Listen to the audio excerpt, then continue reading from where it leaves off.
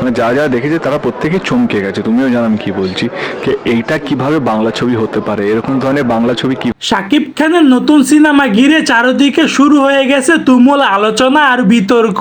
গুঞ্জন উঠেছে এই সিনেমায় নাকি শাকিব খানের বিপরীতে ভিলেন চরিত্রে অভিনয় করতে যাচ্ছে বলিউড বাদশাহ শাহরুখ খান। আর এই খবরেই চটেছেন উপার বাংলার সুপারস্টার দেব। তিনি সাফ জানিয়েছেন শাকিব খানের সিনেমায় শাহরুখ খান, এটা আমি কোনোভাবেই মেনে নিতে পারছি না। অভিনেতা দেবের এমন মন্তব্য ঘিরে শুরু হয়েছে তুমুল বিতর্ক।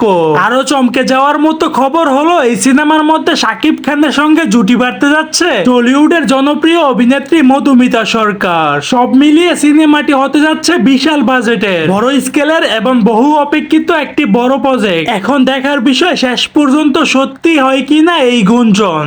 সো দর্শক, আজকের এই ভিডিওটি এই পর্যন্ত। যদি ভিডিওটি ভালো লেগে থাকে তাহলে চ্যানেলটি সাবস্ক্রাইব করে দিবেন পরবর্তী ভিডিওর জন্য।